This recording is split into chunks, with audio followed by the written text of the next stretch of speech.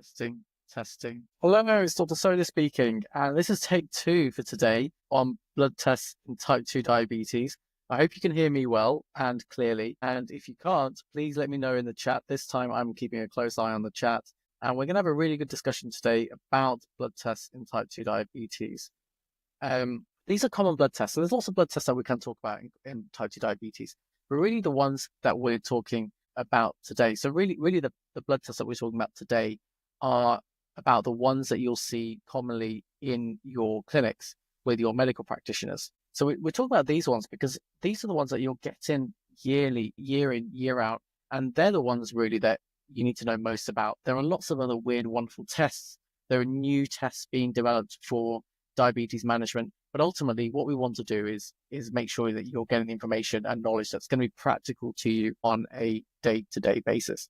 So that's what this is all about. And we're going to jump straight in with the commonest, most important blood test in type 2 diabetes currently, and that is something called the HbA1c.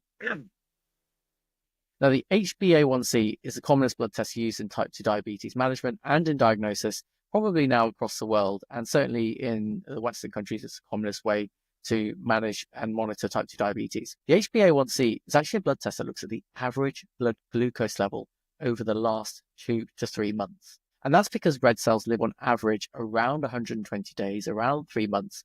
And the glucose test is actually the glucose that's attached onto your red blood cells. So of course, if the life cycle is every 3 months, then it's an average of that glucose attached onto that life cycle. So that's the average of the red blood cells. Now, because of this, certain people with certain blood disorders, HbA1c may not be the best test. And that's because their life cycle of red blood cells is slightly different. And those blood disorders, including things like sickle cell and thalassemia. So if you have those conditions or you have a strong family history of those conditions, it's worth checking for them. And if you do have them, then another test called fructosamine could be potentially better for you. So why do we use HbA1c? Well, diabetes is a long-term condition, and it's interesting to see snapshots, but really a snapshot is only a snapshot in your health. And we want to see what's happening over long periods with glucose, because it's long periods of time with high glucose or different levels of glucose that can help us to understand your risk and trends with your blood glucose. So hence why we prefer a 2 to 3 month picture rather than a daily snapshot.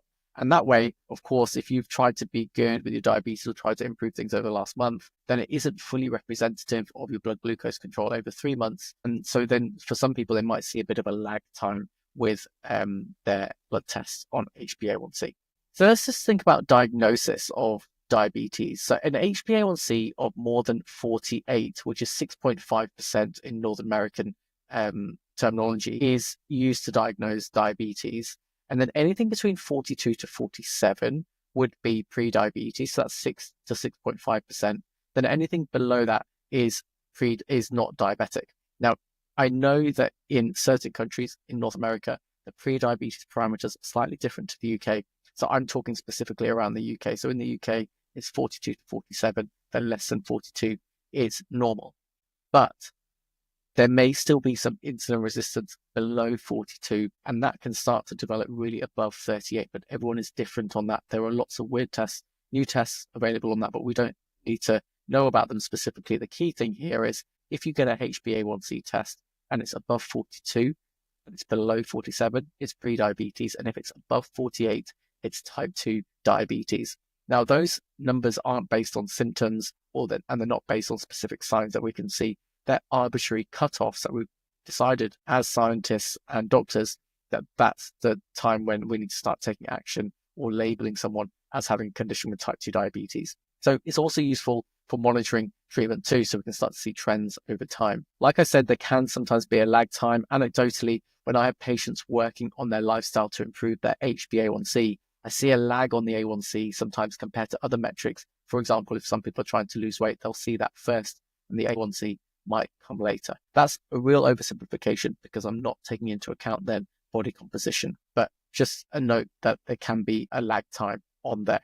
Fasting blood glucose is another way of actually diagnosing diabetes or even checking how your diabetes control is. I would say we don't really use it that much compared to looking at your HbA1c specifically in type 2 diabetes. It may have other uses across the spectrum of diabetes. The best way to measure a fasting blood glucose is after an overnight fast, so at least after 8 hours. I try and go for 12 hours. If you can do 10 hours of fasting, then I think that's adequate. And you can drink water just as long as you haven't got any other additives, any other sugar, any other things that are adding flavor, which can potentially change your blood glucose response to that drink. So a normal test would be less than 5.6 in North American units. Pre-diabetes would be 5.6 to 6.5, and then in terms of the fasting blood glucose, it goes up to 6.9, so it's 5.6 to 6.9. Then above 7 would be diagnostic of type 2 diabetes. Now, the pros are it's simple, it's inexpensive, it's widely available. Now, the cons, though, are that it does require fasting, which may be inconvenient for some people, misses some cases of diabetes with a normal fasting glucose, but basically that's because some people can have an elevated glucose level later on during the day after eating, and then that can be persistently elevated, but they can still have a normal fasting blood glucose level the next day. And then when we compare that to A1C, it may not be accurate in that you may be getting a falsely lower result of the fasting blood glucose. But because of the rest of the glucose being higher, and the overall average is higher, then that leads to an A1C level being higher. Now, the third test is the oral glucose tolerance test. Now, this one isn't really used in diabetes management anymore. It used to be used a little bit more frequently in the past, but it's a bit clunky, requires a bit of time on doing the test, but it's very useful for people who are type 2 who are pregnant and we're looking to find out if they might have something called gestational diabetes. Gestational means pregnancy, so this is pregnancy-related diabetes. Now, normally this test is done between 24 to 28 weeks. That's because diabetes-related insulin resistance in pregnancy tends to happen in the later stages of pregnancy, and that's when it becomes really important as well, because it can lead to complications related to childbirth and soon after childbirth, and we want to try and avoid that for the baby, and also, of course, the longer-term risks with having diabetes for mother. Now, the good news is after you've had baby, then usually your blood glucose comes down. The bad news is that this is one of the strongest risk factors for having or developing type 2 diabetes as you age later on in life. Good news is that you can use your lifestyle, try to take action on it before it becomes a problem, slow down, or even potentially even prevent diabetes from developing in the future. And even if you're going to have more pregnancies in the future, reduce the potential risk of complications with future pregnancies in the future. But once people do have gestational diabetes, very common for people to have gestational diabetes again. So how does this glucose tolerance test work? Well, you are fasting to begin with, and then you would drink a solution of 75 grams of glucose. Then we want to see the body's response to that glucose at 1 hour and at 2 hours. And at 2 hours, if the blood glucose level is above 7.8, that will tell us that you're very likely to have gestational diabetes. And if it's more than 10 after 1 hour, that's also suggestive of gestational diabetes too. So like I said, most people won't have that test unless you're pregnant and you're going through that test before you are going into the third trimester and considering going into labor, and then making sure that you don't have complications with baby. So make sure we diagnose it. So like I said, 24 to 28 weeks. We don't use the A1C because it takes up to 3 months to get an accurate result, and things are changing fairly quickly in pregnancy. Pregnancy is 9 months. We don't want to miss things. So by doing a glucose tolerance test, it's much more accurate and timely for people who are pregnant, even though it's a little bit clunkier and takes a little bit longer to do. So really, this is risk to baby around preventing an enlarging size of baby, which can obviously make it difficult for birth. But then afterwards, when baby's been exposed to more glucose, it responds during its development by having more insulin production. And because of the insulin production, once baby's born, it suddenly doesn't get as much glucose. Then it can lead to a significant blood sugar crash known as a hypoglycemic episode, which can be life-threatening for babies and hard to pick up. So that's why we also try and manage gestational diabetes to avoid that risk of that complication. Now, there are certain risk factors that you need to be mindful of if you're pregnant that might put you at increased risk of gestational diabetes. That includes having a BMI of more than 30, having a previous baby weighing more than 4.5 kilos, history of gestational diabetes in previous pregnancies, and then a family history of diabetes, especially first-degree relatives with type 2 diabetes, and then finally ethnic groups. So I would say generally all non-white, non-Caucasian ethnic groups would be at risk, but some ones to highlight include Pan Asian, South Asian, Black African Caribbean, and Middle Eastern populations. So I mentioned that other test instead of A1C. That's the fructosamine. Fructosamine measures your average blood glucose over 2 to 3 weeks. And that is assessed by assessing the glycation. So glycation, when we think about HbA1c, is glycation. It's the glucose attaching onto the red cells by this process of glycation. Now, that's the same with fructosamine. Fructosamine is checking the glycation onto proteins in the bloodstream. And it's usually an average of around 2 to 3 weeks. And it's looking at this glycation process onto proteins such as albumin, which is a commonly checked protein in blood work. And then also it's easy to check in terms of fructosamine level. But remember, it's an average over 2 to 3 weeks, whereas the HbA1c is an average of 2 to 3 months. We would only really use fructosamine in people who have other blood disorders like sickle cell disease or thalassemia. So it's good for short-term monitoring and also general monitoring. But again, if you had the choice and you could use the A1C, I would stick with that. So someone's just messaged in, and I'm just going to have a look at that question now. The question is, what are the early signs of type 2 diabetes? Sometimes it's overwhelming because diabetes symptoms are similar to others. For example, I was worried about the numbness in my toes, and it was related to B12 deficiency. How can we differentiate? The thing with diabetes is that when we're diagnosed with diabetes, for the most part, most people do not have symptoms or any signs of diabetes. That's because we're catching it at a point when you shouldn't really be getting symptoms and signs. So if you've been having fairly regular blood tests, let's say once a year, and in that blood test you've had a diabetes check, an HbA1c check, then the chance of your next test suddenly becoming diabetes, if it's well within normal range, is quite low, unless there's been a significant impact with your lifestyle. So let's say, for example, you experienced numbness or tiredness, and then you had a blood test. It was a screening blood test looking for cause of tiredness. Diabetes would typically be part of that, and that your diabetes level was say in European terminology, 35, or in American terminology, 5. Then we know that you're in the safe zone. So it's very unlikely that a blood sugar result would suddenly change into the next time. So then you checked it, it's okay. You're hopefully looking for other cause of tiredness. Often we don't find the cause of tiredness in people, and it can be due to other factors aside from what's going on with their blood work. And it may not be medical as well, is kind of what I'm alluding to. You will get symptoms of diabetes when the blood glucose tends to rise higher, but then the symptoms with diabetes that we'll typically see when you're getting to a point of diagnosing diabetes are different to the complications of diabetes. So for example, nerve neuropathy or nerve tingling would normally be seen as more of a complication related to diabetes. So that might be something that would happen years down the line or in very, very high levels of glucose. And that is unlikely to happen at very, very high levels of glucose suddenly, unless it's a type 1 diabetes picture, which we do see more commonly in children and young adults, but it can happen at any age. But generally speaking, the chances of happening is much lower as you get older. So we've got the complication-related symptoms, and then we've got the earlier symptoms. So those earlier symptoms would sometimes include passing urine, being thirsty, feeling more tired, weight gain, those kind of things. But again, if you're getting those tests, usually you see your medical practitioner, they'll think about tiredness screen, and they'll do an A1C as part of that. Of course, if A1C is normal, you've got to think about other reasons for tiredness, including B12, folic acid, iron, other things as well. We're just going to come on to tiredness actually in a moment when we think about the routine blood tests. So I hope that was useful. Tried to give nuance with my answers, and that means that sometimes they take a little bit longer to explain, but it gives you a bit more understanding because it's not black and white on these things. So the first blood test is not a blood test, it's a urine test.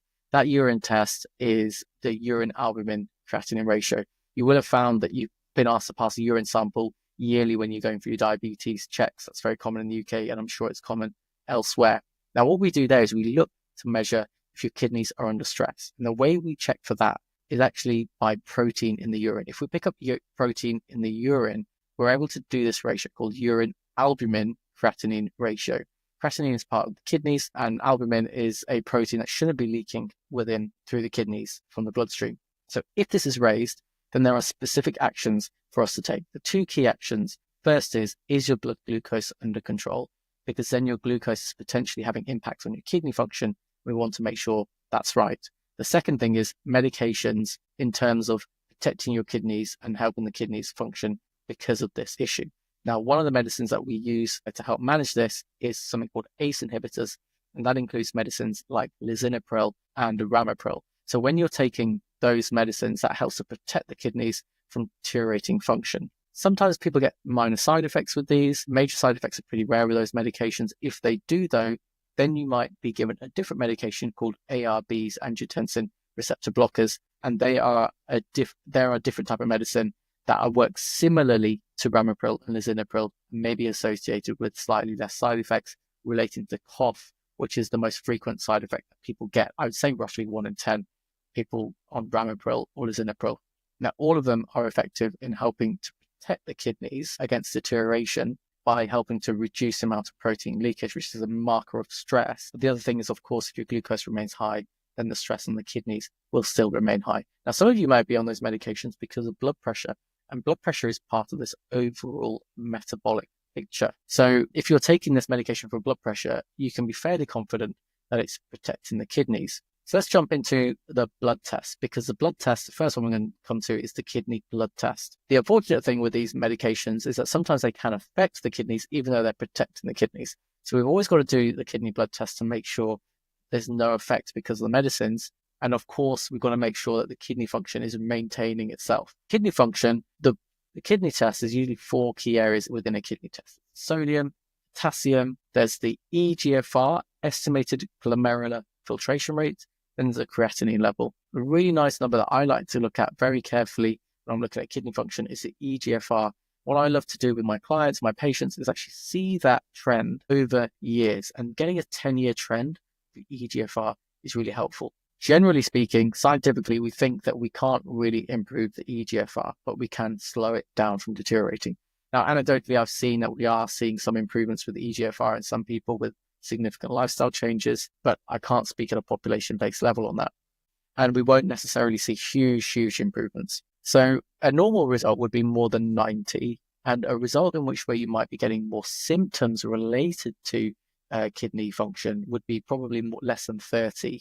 And those symptoms are very non-specific, sort of like malaise, tiredness, lethargy, and then sometimes anemia, because kidneys are involved in helping to support the development of new hemoglobin, your blood counts. So what we want to do is we want to make sure that trend is falling slowly. So we don't worry about the exact number. Someone might have a result of 65, but if it's been 65 for 10 years or hovering between, say, 60 and 70, then it's not an absolute concern because we know they've got this under control.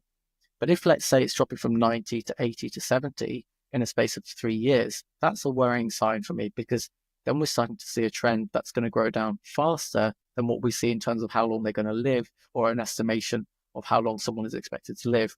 And if it's growing down faster, then we've got to do something about it, because the impact of kidney disease is that then people can end up on dialysis, kidney failure. They can obviously get all the symptoms. They have to have injections to keep their blood counts from rising. Lots of specialist appointment has a big impact on the quality of your life. And then, of course, moving forward, then there's a concern around kidney failure, needing dialysis. And then, of course, after that, then this can shorten your life. So we don't want something like that to occur. We want your kidneys to outlive your other organs. That's essentially the aim. And most of the time, they will. So if your kidneys are stressed out because of persistent long-term blood glucose raises, that's an issue. The liver test. Liver, like kidneys, like blood pressure, is all part of this metabolic picture. So a liver test, when we do these tests, they're not perfect, but they give us clues and they give us ways in which we have to take further action. So for most people, they're going to be completely normal. But an example of where a liver test is helpful is with something called fatty liver disease. Fatty liver disease is essentially on a spectrum of severity. So we have a normal liver, then we have a fatty liver, then we have a fibrotic liver, and then a cirrhosis or cirrhotic liver, and it works across the spectrum. If people get to a cirrhosis liver or cirrhotic liver, that liver is usually seen as a non-reversible, so we can't regain that function. But if people are in the fibrotic range or the fatty range, then we can usually move that back towards normal function. Now, the great news in terms of how to improve function with the liver is it's all lifestyle related. There aren't any good medicines out there. Vitamin E has been implicated as a potential way to improve function in fatty liver and fibrosis. But really, the reason for a fatty liver is because where our fat is stored. If our fat is stored around our waist circumference, then we're much more likely to have fat around the liver. When we have fat around the liver doesn't function as well. And as the liver isn't functioning so well, gradually the liver then cells start to die away and we start to get something called fibrosis, which has been scarring on the liver. When that scarring becomes permanent, that's when it becomes cirrhosis. This usually happens over years, not months, weeks, or days. So we have got time to reverse it. Great news is there's some great data on lifestyle management, on non-alcoholic fatty liver disease that includes exercise, and the Mediterranean diet has been studied and shown as a way to help improve non-alcoholic fatty liver disease. I say non-alcoholic because, of course, the other way that you can get liver disease related to a similar process of getting fibrosis and cirrhosis is alcoholic-related liver disease. The difference is really the cause. So if you have a low alcohol intake or it's not very frequent, then your chance of having an alcoholic liver-related disease is much lower. But of course, things aren't black and white. So people may be having some alcohol intake. So if you have got a diagnosis of non-alcoholic fatty liver disease, one of the things that you can do to help start supporting that is significantly reducing your alcohol intake. Now, the liver test, we actually pick up signs that the liver's under stress, but we don't pick up signs of fibrosis or fatty liver. What we would normally do is if we see signs on the blood test that the liver's under stress, then you might have some further blood work done to look at the level of stress. And then you may also have an ultrasound scan so we get a picture of it, because it looks different on scans when we're looking at different levels of liver function and liver disease. Very simple test that's included in part of your blood work. Sometimes medicines can affect liver too. So one of them is cholesterol. Cholesterol will tend to cause rises and changes with your liver test, but a lot of the time that isn't relevant. It's just a normal finding related to the cholesterol medicine, and it doesn't impact on the quality of the liver function and health of the liver. But there are some very rare consequences with cholesterol and liver function. Super, super rare. I see thousands of patients over my career with cholesterol medicines, and I haven't seen anyone have any of these severely rare side effects, but it can still potentially happen. I'm sure some medical professionals have seen them. So it's still important to make sure you're getting this test done routinely. Full blood counts. Full blood counts, they might be called CBC perhaps, complete blood count. I'm not sure if they're called something different in other countries, but in the UK we call it full blood counts. And that checks your white cell counts and your red cell counts. They're not typically part of a metabolic screen, not typically part of a diabetes screen, but it's something that you might be exposed to. And it might be routinely tested. And in many places, it'll just be a routine test. And I think it's really helpful because anemia is a common reason why people can feel tired. And it's another reason why people can feel tired aside from diabetes. Anemia is related to your red blood cells. Your red blood cells, specifically hemoglobin. When your hemoglobin is low, we call that anemia. And there's specific reasons why you might have anemia. There's a whole host of them, but 3 common building blocks that you can take action on that can cause anemia are iron, B12, and folic acid. So you want to make sure that you're getting a really good amount of them in your diet. I'm just going to have a sip of water. So like I said, you want to make sure you're getting a really good amount of B12, folic acid, and iron in your diet. For women, much more likely to have iron deficiency anemia, and also in pregnancy, iron deficiency. So it's iron that's causing the anemia. And that's essentially because of the menstrual cycle. You're having blood loss, and typically when you lose blood, you're losing excessive amounts of iron. And iron is one of the core building blocks for building hemoglobin. So you may need to have more supplementation. And if your periods are heavy, then you might want to consider treatment or trying to manage that in other ways to reduce the amount of blood loss. Now, I know that's not always possible for everyone, so it's really important to look at your diet and then consider supplementation. Often in the UK, the prescriptions available for iron from your doctors are much, much stronger, around 20 times stronger than the prescriptions or the medicines that you're available to get from high street stores. So if you have got significant iron deficiency, sometimes what you're taking on the high street isn't enough to impact your iron stores to restore it back to a normal level. So symptoms of that would include shortness of breath. Sorry, my voice is gone. It's probably because I'm re-recording this and there's only so much one can talk in the day. So yes, blood counts, tiredness, making sure that's not the reason for your tiredness instead of diabetes. And then finally, the thyroid test. Thyroid test is again not routinely measured, but it can form part of a metabolic profile. And again, the thyroid is another common reason why people can feel tired. And it's much more common in women than men to have an underactive thyroid. So that's something, again, to be mindful of. It wouldn't normally be requested, but if you're getting symptoms, I would suggest getting a thyroid test as well. So with the underactive thyroid, you might have weight gain, you might have hair loss, you might feel more depressed, maybe feeling more cold. The opposite is an overactive thyroid, which is where you can feel very jittery, very sweaty, feel palpitations, have unexplained weight loss as well. And the thyroid is really the metabolic thing that we think about metabolism. Am I going fast? Am I going slow? The thyroid decides how fast or how slow the body works. So it's really important to get treated. It can be life-threatening very much so in both ends, especially if it's overactive. Generally, most thyroid disorders, if they do present, would be more likely to be underactive. Now, the key thing is here, all this medical information I'm providing you should help to inform you about your disease, but this is not medical advice that you can take and start making decisions about your health. You do need to make sure that you speak to a medical practitioner in person to make sure it's personalized to you, that the information around your medical record and your medical history is appropriate in terms of the decisions that you're making. So if you do have any further questions around what's the right blood test for you, I think it's best to discuss this with your medical practitioner. But I hope that today's session has given you a bit more of an insight into what your blood tests really mean when you're getting them done, because often you just kind of get them done and no one's telling you about what they really are. So a nice summary today to sort of wind things up and think about all the things that we talked about today. A1C, that's your most common test. That's glucose attached to your red blood cells, and it's an average of your blood glucose levels over the last 2 to 3 months. Your liver, kidneys, and blood counts are common tests that are done as part of your routine metabolic monitoring, checking your overall body function, ensuring no side effects from medicines, and ensuring that they're not under any undue stress. Now, the thyroid and possibly other tests, if you're getting symptoms of tiredness, might be helpful. And then urine samples to check stress on the kidneys, and that can help us to guide medical management.